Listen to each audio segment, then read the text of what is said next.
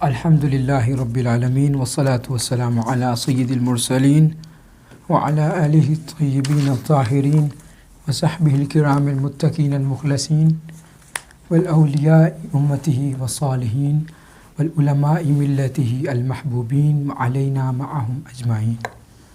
اللہم افتح بالخیر واختم بالخیر واجعل عاقبۃ امورا بالخیر یا اکرم الاکرمین۔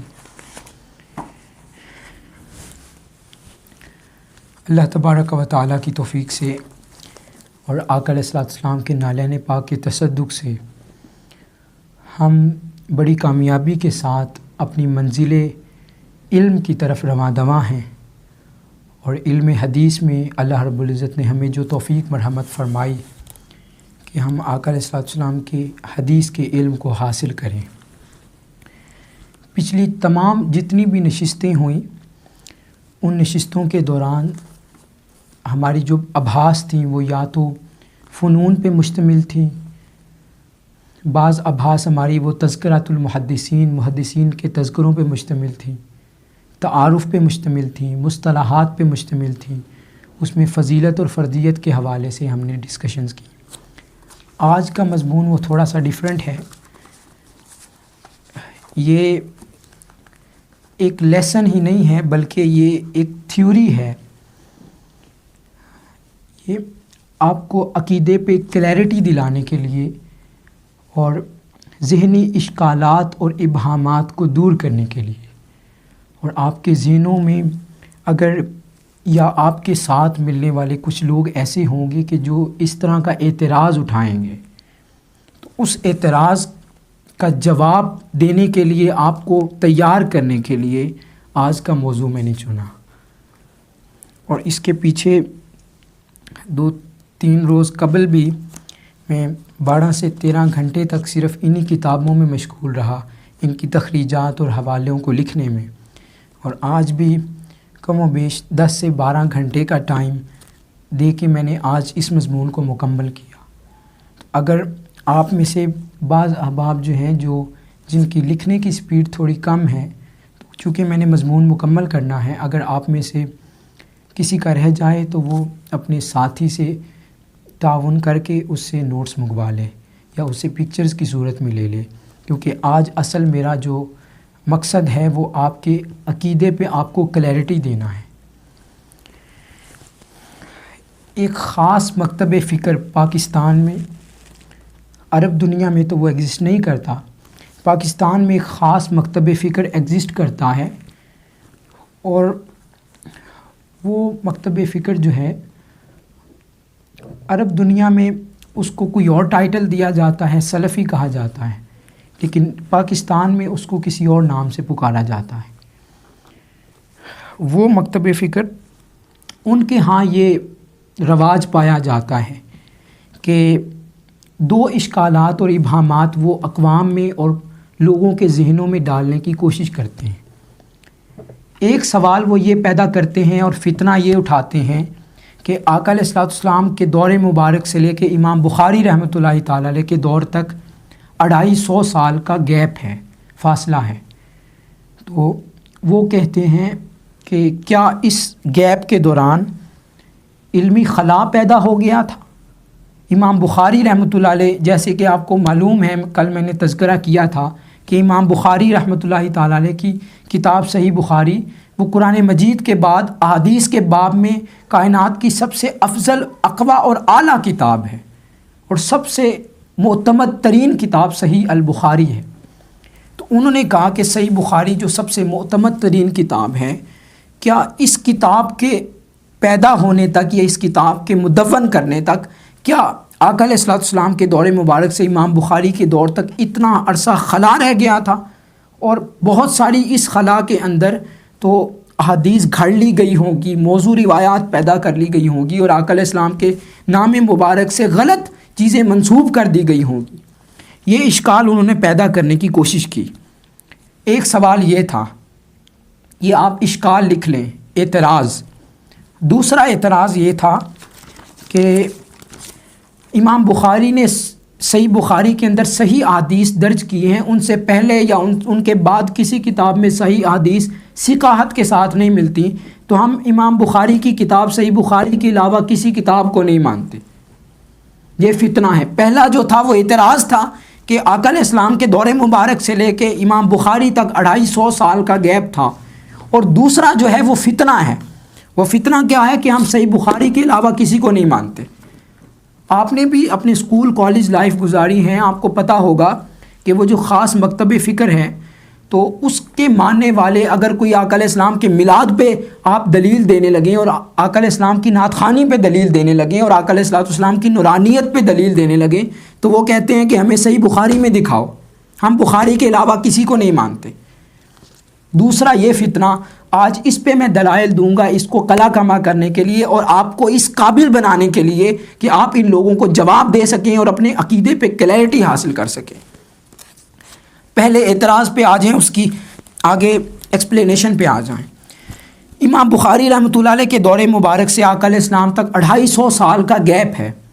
اب ذہنوں میں سوال پیدا ہو سکتا ہے کہ کیا اس دور کے درمیان علمی گیپ رہ گیا تھا؟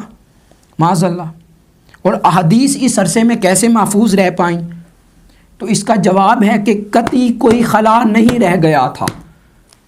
امام بخاری رحمۃ اللہ تعالیٰ نے جو صحیح بخاری لکھی، تو صحیح بخاری نہ ہی حدیث کی پہلی کتاب تھی اور نہ ہی صحیح بخاری حدیث کی آخری کتاب تھی۔ امام بخاری سے پہلے جو آپ کے شیوخ نے کتابیں لکھیں وہ بھی اس وقت موجود تھی، اور امام بخاری کے بعد ہزاروں محدثین نے ہزاروں کتابیں لکھیں جو آج تک زمانے میں پڑھائی جاتی ہیں۔ احادیث صحیحہ کے باب میں امام بخاری رحمۃ اللہ علیہ کے علاوہ پہلے محدثین کے سینوں میں اور ذہنوں میں بھی صحیح احادیث محفوظ تھیں۔ سلف صالحین کے ذہنوں میں بھی اور سینوں میں صحیح احادیث محفوظ تھیں، جن کے سینوں سے اور جن کی کتابوں سے امام بخاری نے لے کے اپنی صحیح بخاری کتاب میں درج کی اور جمع کی تھی۔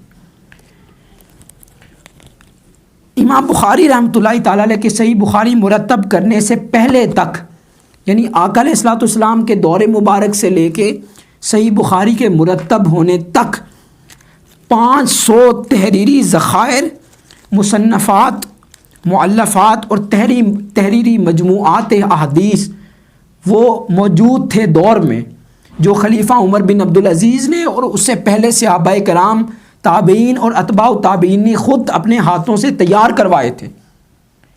500 کتابیں امام بخاری کے صحیح بخاری لکھنے سے پہلے تک موجود تھیں، جن کتابوں سے لے کے امام بخاری نے اپنی کتاب صحیح بخاری کو ترتیب دیا اور جمع کیا۔ کون سا علمی خلا رہ گیا تھا؟ 250 سال کا تو فاصلہ تھا، تو جو لوگ کہتے ہیں کہ علمی خلا رہ گیا تھا، 500 کتابیں امام بخاری سے پہلے موجود تھیں، جس میں سے 57 ذخائر، 57 مسودات جو تھے، 57 مسودات وہ صرف اور صرف صحابہ کرام کے تیار کروائے ہوئے تھے۔ جیسے میں نے اس دن آپ کو بتایا تھا کہ حضرت عبداللہ بن عمر بن العاص رضی اللہ تعالیٰ عنہ آپ لکھا کرتے تھے احادیث کو، اور حضرت ابو ہریرہ رضی اللہ تعالیٰ عنہ وہ حفظ کیا کرتے تھے، اور حضرت عبداللہ بن عمر جب بازار جاتے تھے تو اپنی کتابوں کو اس وقت ایک نظر دیکھ لیا کرتے تھے اپنی کتابوں کو، اور وہ کتابیں حدیث پہ تھیں۔ صحابہ کرام کے دور میں ہی احادیث کی کتابیں مدینہ طیبہ میں سیل ہونا شروع ہو گئی تھی، تو کون سا علمی خلا رہ گیا تھا حدیث کے باب میں؟ اسی طرح اب محدثین جیسے تابعین کی 2 اقسام ہیں، صغار تابعین اور کبار تابعین، یعنی جو بڑے تابعین شیوخ ہیں اور صحابہ کرام سے براہ راست ملے، اور چھوٹے تابعین کے شیوخ تھے، ان کو کہتے ہیں کبار تابعین۔ اور جو چھوٹے تابعین ہیں جنہوں نے صحابہ کرام کی صحبت تو پائی لیکن ان کے شاگرد بنے تابعین کے، ان کو صغار تابعین کہتے ہیں، چھوٹے تابعین، بڑے تابعین اور چھوٹے تابعین۔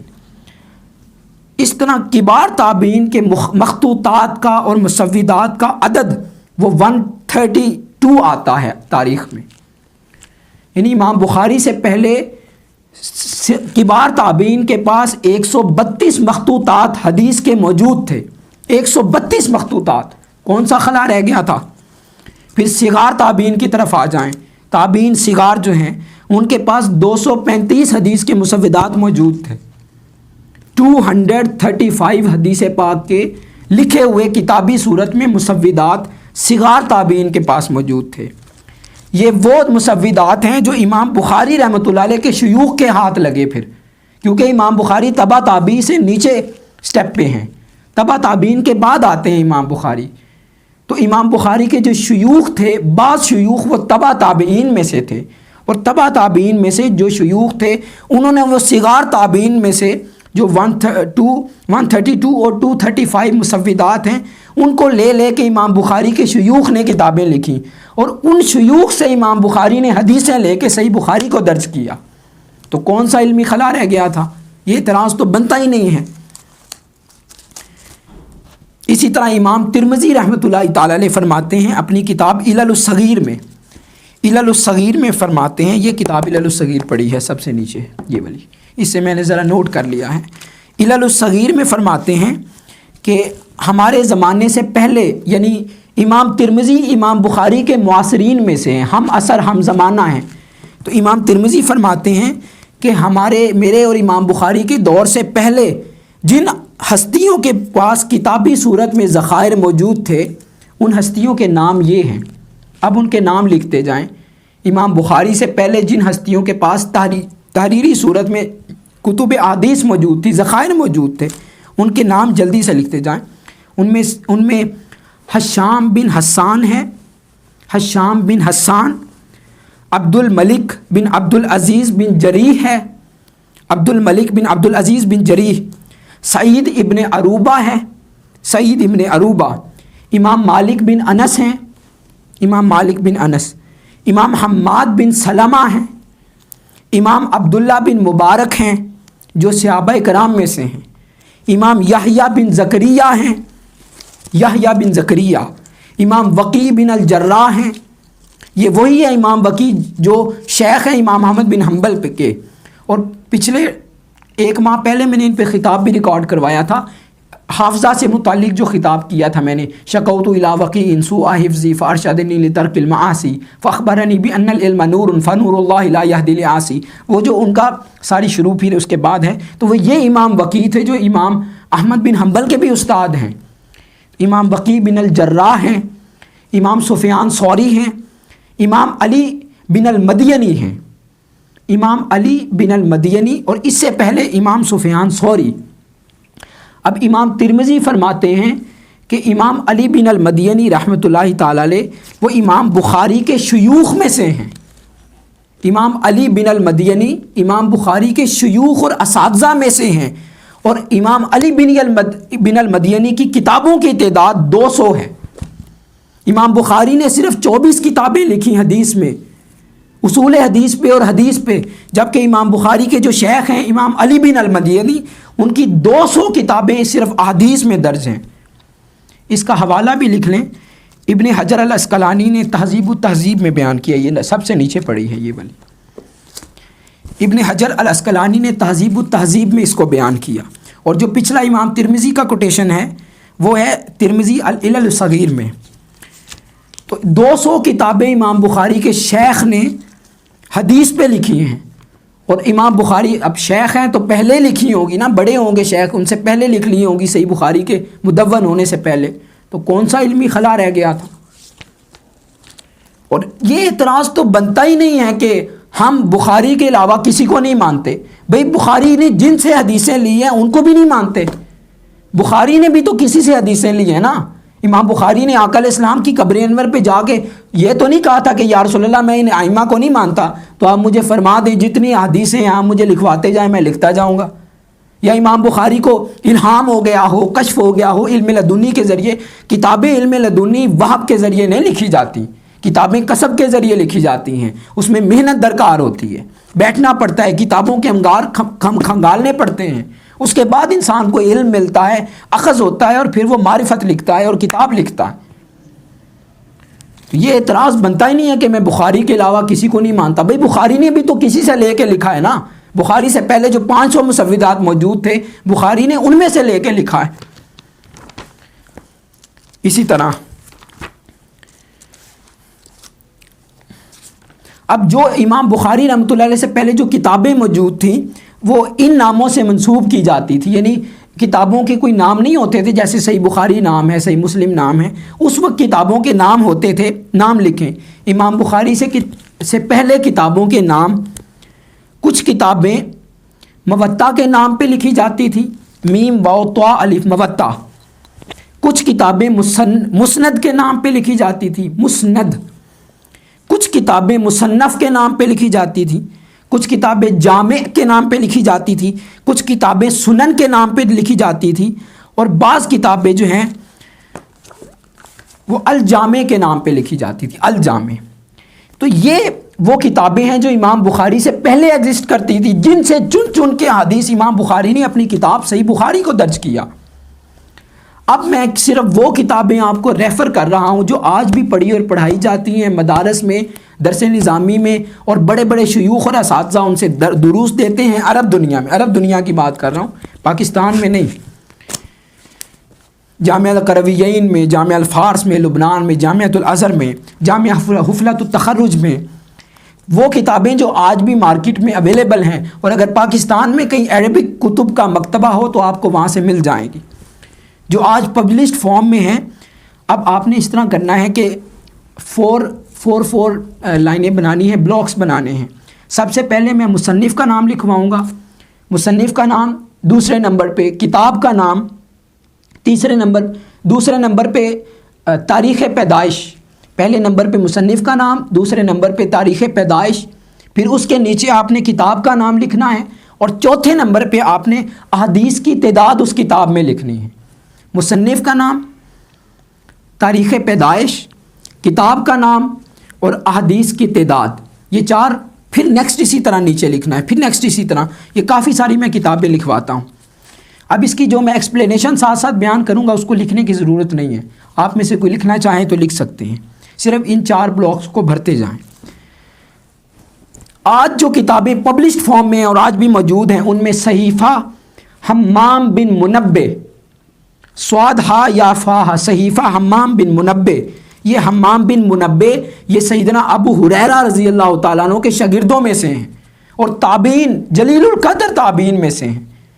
حمام بن منبع، امام بخاری تو اس وقت پیدا بھی نہیں ہوئے تھے جب یہ حضرت حمام بن منبع موجود تھے، اور ان کا نام ہے حمام بن منبع، کتاب کا نام صحیفہ حمام بن منبع، اور ان کی تاریخ پیدائش، وہ یہ امام بخاری رحمۃ اللہ تعالی علیہ کی پیدائش سے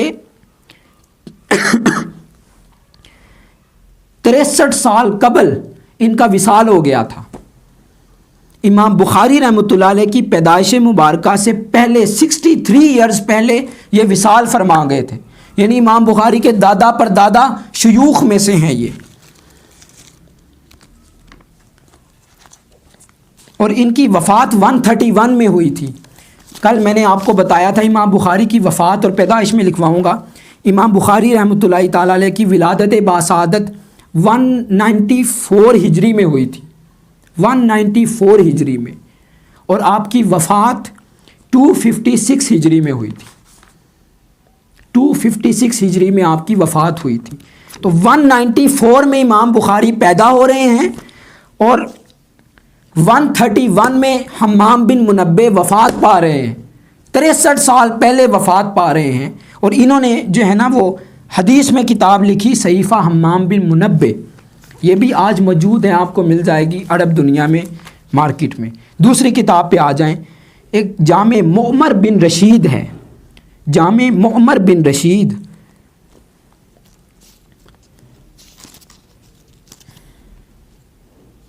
راشد لکھیں، جامع معمر بن راشد،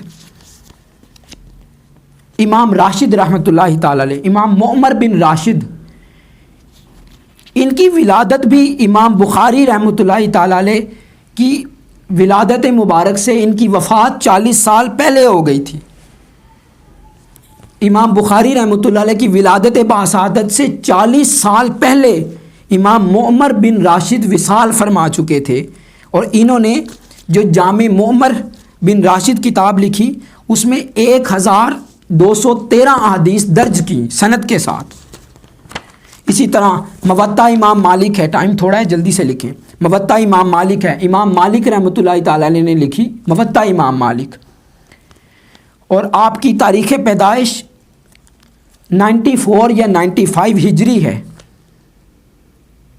94 یا 95 ہجری، اور آپ کی ولادت باسعادت امام بخاری کی ولادت سے 100 سال پہلے ہوئی تھی، 100 سال پہلے امام بخاری سے پیدا ہوئے تھے یہ، اور ان کی جو موطا امام مالک ہے اس میں احادیث کا عدد وہ 1942 ہے، 1942 عدد ہے۔ اب آگے آ جائیں، امام ابو یوسف قاضی رحمۃ اللہ تعالیٰ علیہ، کتاب مصنف کا نام ہے امام ابو یوسف قاضی رحمۃ اللہ تعالیٰ علیہ، یہ امام اعظم رحمۃ اللہ علیہ کے بڑے شاگردوں میں سے ہیں، امام ابو یوسف القاضی رحمۃ اللہ تعالیٰ علیہ۔ ان کی وفات 182 میں ہجری میں ہوئی تھی، 182 ہجری میں ان کی وفات ہوئی تھی، اور 194 ہجری میں امام بخاری پیدا ہوئے تھے، یعنی امام بخاری کے پیدا ہونے سے 12 سال پہلے آپ وصال فرما گئے تھے۔ اور ان کی تصنیف ہے کتاب الآثار، کتاب الآثار، اس میں احادیث کا عدد ہے 1067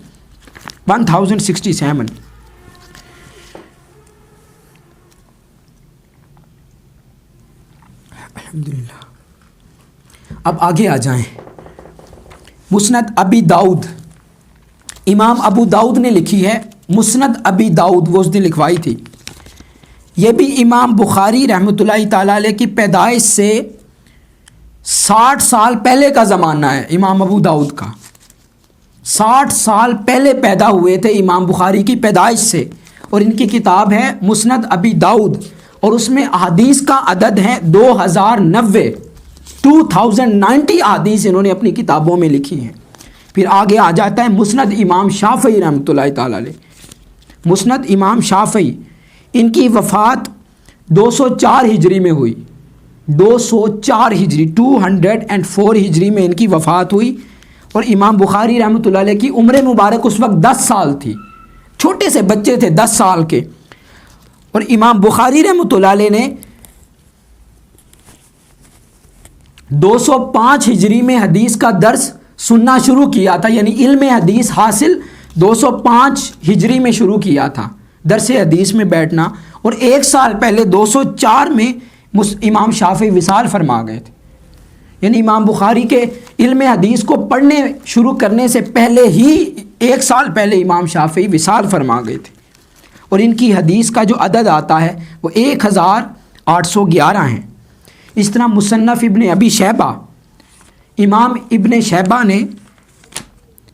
ابن ابی شیبہ، اور ان کی کتاب کا نام ہے مصنف ابن ابی شیبہ، اس میں ان کی ولادت و وفات کا میں کافی لگا رہا ہوں لیکن مجھے تاریخ ملی نہیں ہے، کل انشاءاللہ میں مزید مکمل کر کے تو کل میں آپ کو اس کی تاریخ پیدائش یا وصال بتا دوں گا۔ امام بخاری رحمۃ اللہ علیہ سے پہلے ہی ہوئے ہیں مصنف ابن ابی شیبہ، ان کا عدد حدیث ہے، تعداد ہے 37,983 37,983 احادیث انہوں نے اپنی مصنف ابن ابی شیبہ میں لکھی ہیں۔ اب 37,000 کا عدد رکھ لیں، اور امام بخاری نے اپنی صحیح بخاری میں 2700 احادیث رکھی ہیں۔ جو کہتے ہیں ہم بخاری کے علاوہ کسی کو نہیں مانتے، اس کا مطلب ہے وہ 2700 احادیث کو مان رہے ہیں، اور مصنف ابن ابی شیبہ جس کو ریجیکٹ کر رہے ہیں، تو باقی جو حدیث ہیں اس کو آپ کے والد محترم مانیں گے؟ کون مانے گا؟ یہ جو کہتے ہیں ہم بخاری کے علاوہ کسی کو نہیں مانتے، تو جو باقی عدد حدیثوں کا اس کو کس نے ماننا؟ بخاری نے تو 2700 حدیثیں اپنی کتاب میں لکھ دیں، یا تکرار کے ساتھ 7000 لکھ دیں، تو آقا علیہ السلام کی حدیث کا عدد 11 لاکھ کے 11 لاکھ یا 12 لاکھ کے لگ بھگ ہے، تو باقی حدیثوں کو کون مانے گا؟ اسی طرح آخری کتاب ہے مسند امام احمد بن حنبل رحمۃ اللہ تعالیٰ علیہ، امام احمد بن حنبل نے لکھی ہے مسند امام احمد بن حنبل، اور یہ امام بخاری کے شیوخ میں سے ہیں، اساتذہ کرام میں سے ہیں امام احمد بن حنبل، اور انہوں نے جو مسند لکھی احمد بن حنبل، اس میں عدد احادیث 30,000 ہیں، 30,000 احادیث اپنی مسند میں درج کی ہیں، اور امام احمد بن حنبل رحمۃ اللہ تعالی علیہ کو 7.5 لاکھ احادیث زبانی یاد تھیں. امام بخاری کو 1 لاکھ زبانی یاد تھیں. امام احمد بن حنبل کو 7.5 لاکھ زبانی یاد تھیں. اور آپ کہتے ہیں میں بخاری کے علاوہ کسی کو نہیں مانتا.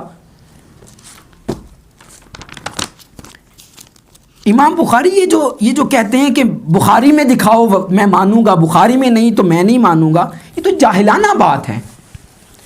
بخاری کی الف بے سے بھی وہ لوگ واقف نہیں جو یہ جملہ بولتے ہیں کہ میں بخاری کے علاوہ کسی کو نہیں مانتا. اگر کوئی ایسا جملہ بولے پاکستان کے اندر تو سمجھ جایا کریں کہ وہ الف بے بھی نہیں آتی اس کو علم حدیث کی. یہ جو آپ لوگ کورس کر رہے ہیں آپ تو کافی آگے پہنچ گئے ہیں انشاءاللہ. اس کو آپ کے کورس کا پہلا لیکچر بھی نہیں آتا ہوگا جو یہ کہہ رہا ہے کہ میں امام بخاری کے علاوہ کسی کو نہیں مانتا. ابتدا بھی نہیں آتی ہوگی علم حدیث کی، الف بے بھی نہیں آتی ہوگی. اور میں نے جو سروے کیا، جو میری زندگی میں لوگ مجھے ملے، اور میں 10 سال کی 12 سال کی عمر میں تھا جب میں امام بخاری رحمۃ اللہ تعالیٰ علیہ کی اس کتاب پہ ہماری مسجد میں اس مکاتب فکر سے متعلق علماء آیا کرتے تھے نماز پڑھنے کے لیے. تو جب میں نماز پڑھنے جاتا تھا تو اس وقت میں بحث کیا کرتا تھا ان سے. تو امام بخاری رحمۃ اللہ تعالیٰ علیہ تو بعد میں پیدا ہوئے. 10 لاکھ احادیث امام حاکم رحمۃ اللہ تعالیٰ علیہ. اب لکھیں، امام حاکم نے اپنی مدخل میں فرمایا، امام حاکم رحمۃ اللہ علیہ نے اپنی مدخل میں فرمایا کہ میں نے اپنے ہاتھ سے 10 لاکھ احادیث کو نقل کر کے جمع کیا. 10 لاکھ احادیث امام بخاری رحمۃ اللہ تعالیٰ علیہ نے اپنے مدخل میں جمع کی ہیں. اب امام بخاری کی 2700 احادیث ایک طرف رکھ دیں اور 10 لاکھ احادیث ایک طرف رکھ دیں. وہ 2700 کو آپ مانتے ہیں اور باقی جو 9 لاکھ اور کئی ہزار احادیث ہیں اس کو کون مانے گا؟ باقیوں کو آپ مانتے ہی نہیں. امام حاکم رحمۃ اللہ علیہ نے ایک اور فرماتے ہیں کہ مجھے 3 لاکھ احادیث صرف ائمہ اطہار اہل بیت سے ملی تھی. ائمہ اطہار اہل بیت سے ملنے سے مراد آپ کو پتہ ہے کیا ہے؟ امام علی مقام امام حسین علیہ الصلوۃ والسلام کے صاحبزادے امام زین العابدین، پھر ان کے بیٹے امام محمد الباقر، ان کے بیٹے امام جعفر الصادق، ان کے بیٹے امام موسیٰ کاظم، ان کے بیٹے امام علی رضا، ان کے بیٹے امام تقی نقی. یہ ہستیاں ائمہ اہل بیت کہلاتی ہیں ہم جن کے ٹکڑوں پہ پلتے ہیں.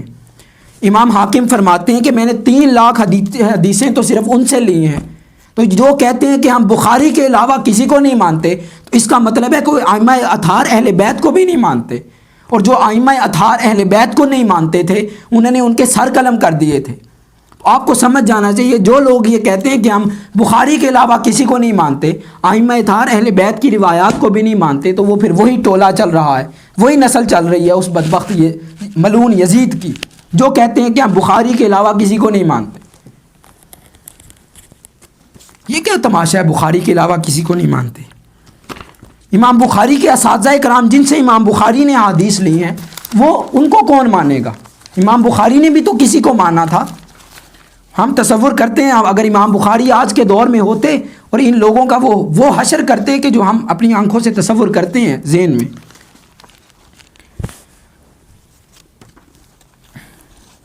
یہ ایک ایسے ہی ہے، یہ سارا مضمون تھا.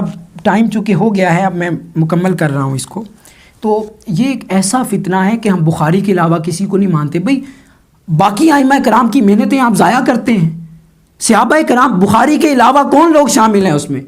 علاوہ میں کون لوگ شامل ہیں؟ بخاری کے علاوہ میں صحابہ کرام شامل ہیں، تابعین شامل ہیں، تبع تابعین شامل ہیں، وہ ہستیاں شامل ہیں. اس کا مطلب آپ تابعین کو نہیں مانتے، صحابہ کو نہیں مانتے، اور جو صحابہ کو نہیں مانتا اس کی بے حرمتی کرتا ہے، وہ رسول اللہ کی بے حرمتی کرتا ہے. صحابہ کے دور سے احادیث جو ہیں وہ کتاب میں بازار میں سیل ہونے شروع ہو گئی تھی. احادیث کی کتاب میں امام عبداللہ بن عمر کی وہ روایت میں نے بتائی ہے آپ کو. اس وقت سے لوگ خریدا کرتے تھے اور آپ کہتے ہیں میں بخاری کے علاوہ کسی کو نہیں مانتا. یہ ایک ایسے ہی ہے، مثال سمجھ لیں، ایسے ہی ہے کہ جیسے سورج کی روشنی، سورج روز طلوع ہوتا ہے مطلع افق پہ اور پوری کائنات میں دھوپ نچھاور کرتا ہے اور اپنی روشنی دیتا ہے. اب ایک شخص وہاں کھڑا ہو جائے اور وہ کہے میں نہیں مانتا یہ سورج کی دھوپ ہے، میں نہیں مانتا یہ دھوپ آ رہی ہے، روشنی آ رہی ہے، لیکن میں نہیں مانتا یہ سورج کی طرف سے. وہ کہہ کے اپنا گلا پھاڑ لے، اس کا دم گھٹ جائے اس کے کہنے سے کوئی فرق نہیں پڑے گا. حقیقت اپنے گلا پھاڑ لینے سے بیان حقیقت بدل نہیں جایا کرتے. بیان حقیقت وہی ہے جو موجود ہے. اب سورج کی روشنی آ رہی ہے اور پورے زمانے کو منور کر رہی ہے. اب وہ گلا پھاڑ لے کہ سورج کی روشنی نہیں ہے, اس سے کوئی فرق نہیں پڑے گا. تو اسی طرح کوئی کہتا رہے کہ میں امام بخاری کے علاوہ کسی کو نہیں مانتا, تو اس سے کوئی فرق نہیں پڑے گا. ان ائمہ اطہار اہل بیت اور ائمہ محدثین حاکمین مجتہدین کا علم حدیث, یہ جو ساری کتابیں پڑھی ہیں, اس کا فیض پورے عالم میں آج روشن ہے اور زمانہ ان سے سیراب ہو رہا ہے. کوئی جو چھوٹا سا طبقہ ہے جو سیراب نہیں ہو رہا, یہ ان کی اپنی بدبختی ہے. 1400 سال بعد یہ پتہ نہیں کون سی نسل پیدا ہو گئی ہے جو کہتے ہیں کہ بخاری کے علاوہ کسی کو نہیں مانتا. کسی امام سے ان نے یہ جملہ نہیں بولا. بقول حضور شیخ الاسلام کے ایک جملہ کسی امام کا دکھا دیں جس نے کہا ہو کہ میں بخاری کے علاوہ کسی کو نہیں مانتا. بخاری میں ہے تو مانوں گا ورنہ نہیں مانوں گا. امام جلال الدین سیوطی کو دکھائیں. خود امام بخاری نے نہیں فرمایا کہ میں اپنے بڑے امام کو نہیں مانتا. امام بخاری نے نہیں فرمایا, امام مسلم نے نہیں فرمایا, ابو داؤد نے نہیں فرمایا, ترمذی نے نہیں فرمایا, ابن ماجہ نے نہیں فرمایا, بہقی نے نہیں فرمایا, طبری نے نہیں فرمایا, شوکانی نے نہیں فرمایا, اسقلانی نے نہیں فرمایا. قسطلانی ہیں, طبری ہیں, اسقلانی ہیں, عبد البر ہیں, یہ تمام ائمہ کرام ہیں. ان میں سے کسی امام نے نہیں فرمایا کہ میں بخاری کے علاوہ کسی کو نہیں مانتا. وہ تو سب کتابوں کو پڑھ کے اپنی کتاب احادیث میں درج کرتے تھے. احادیث یہ وہ سارا مضمون ہے. تو آپ کو یہ مضمون پڑھانے کا اور لکھوانے کا مقصد یہ تھا کہ آپ کا عقیدہ کلیریفائی ہو جائے اور آپ یہ سبق کو پڑھ کے ان لوگوں کو جواب دینے کے قابل بن سکیں جو کہتے ہیں کہ ہم بخاری کے علاوہ کسی کو نہیں مانتے. بخاری کے ان لوگوں کو بخاری کی بے بھی نہیں آتی. یہ جو اعتراض کرتے ہیں نا کہ بخاری کے علاوہ ہم کسی کو نہیں مانتے, اگر آپ ڈیپتھ میں جائیں تو یہ ان کی میٹرک میں بھی 3 سپلیاں ہوتی ہیں اور پھر بعد میں ان کے گھر والے نکال دیتے ہیں گھروں سے, جاؤ کوئی کام کرو جا کے. زندگی میں ایک کتاب بھی پوری مکمل نہیں پڑھی ہوئی ہوتی اور ان ہستیوں کے بارے میں کہتے ہیں کہ ہم ان کو نہیں مانتے جن کو 10 لاکھ احادیث زبانی یاد تھی, 7 لاکھ حدیث جن کو زبانی یاد تھی, ان کے بارے میں کہتے ہیں کہ ہم ان کو نہیں مانتے. تو آپ سمجھ جایا کریں یہ جہالت ہے. بس یہ آج کا مضمون تھا. مضمون تو کافی سارا, یہ میں نے کافی سارے نوٹس بنائے تھے, کافی ڈائری بھر گئی ہے. تو آج میں نے چاہا کہ جتنا کلیریفائی ہو سکے, انشاءاللہ امید ہے کہ آپ اس قابل ہو گئے ہوں گے کہ آپ مضمون کو سمجھیں, اس کو آج مستحضر کریں, کل 3-4 بار اس کو دہرائیں, تو انشاءاللہ آپ اس فتنہ کو کما کرنے کے لیے اپنے آپ کو تیار کر لیں گے اور اللہ رب العزت آپ کی مدد فرمائے گا. آپ کو انشراح صدر نصیب ہو جائے گا انشاءاللہ, تاکہ کوئی آپ سے ملے گا اور یہ جملہ بولے گا کہ میں بخاری کے علاوہ کسی کو نہیں مانتا یا امام بخاری سے پہلے خلا رہ گیا تھا, تو اس کو آپ جواب دینے کے انشاءاللہ قابل بن سکیں گے انشاءاللہ. اللہ تعالی ہمارے دل پہ اس علم کو راسخ فرما دے اور ہمیں تمام ائمہ کرام کی محبت اور ادب اور احترام کرنے کی توفیق عطا فرمائے. والسلام علیکم ورحمۃ اللہ وبرکاتہ. وما علینا